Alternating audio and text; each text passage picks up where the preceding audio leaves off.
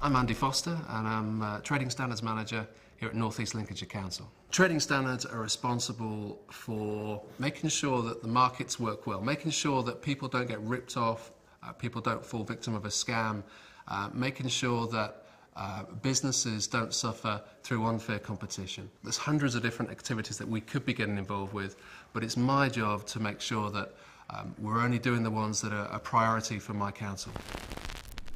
Seeing the bigger picture and helping the community is really how I got into trading standards.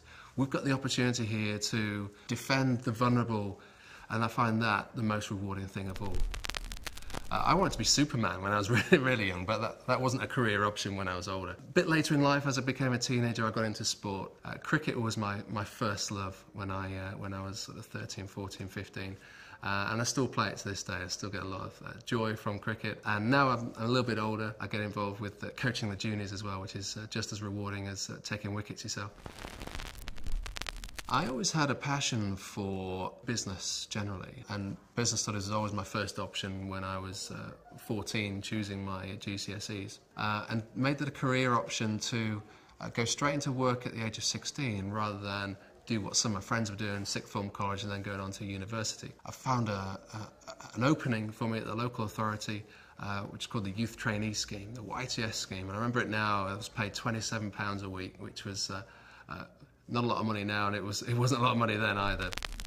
I got quite lucky actually, because only 6-7 weeks into my placement, I remember being offered a full-time role within that department. I was working as a finance assistant within the local authority, working my way towards becoming an accountant. I realised after a while of being in accountancy, being in finance, that it wasn't really floating my boat, it wasn't lighting my fire. So maybe a change is in order here. The reality is different from what I was dreaming of a few years ago. And then I was able to, by chance, stumble across a sideways move to Housing Benefit Fraud Department. And it wasn't that many years went by until I found another job advertised, which was Trading Standards Assistant. And that was quite a turning point for me, because I decided to take the job. And 6 months in, I passed my first year exams, and I loved every minute of it because of the variety, because of something different coming in every day, because of the people that we were working with and the sort of outcomes that we were delivering. There's some very low times when all the studying predominantly is done in your own time. So you're working full time and then you're coming home and you're having to put in another few hours study. It was that quite difficult tussle between spending time with my family and then putting energy into my career, which would of course bring rewards for us all eventually. This to me represents enjoyment, but also travel. And I spend most of the money that I earn travelling the world, watching the England cricket team play. My wife and I, we've been to some fantastic places, from Sri Lanka, India, Australia, the list goes on. If I wasn't successful in my vocational career, I wouldn't have the money to do that sort of thing. So it's brought about some unexpected pleasures. I think I've perhaps gone to the stage now where I enjoy what I do so much that I probably wouldn't change career.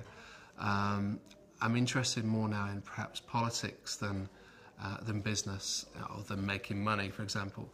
So I wouldn't rule out a career as in central government as I get older, and then who knows, maybe a local councillor one day. If it's one sort of message that I would give to my children or to people around me, then it's to believe that I could do anything. And if you believe that strong enough, then you absolutely will.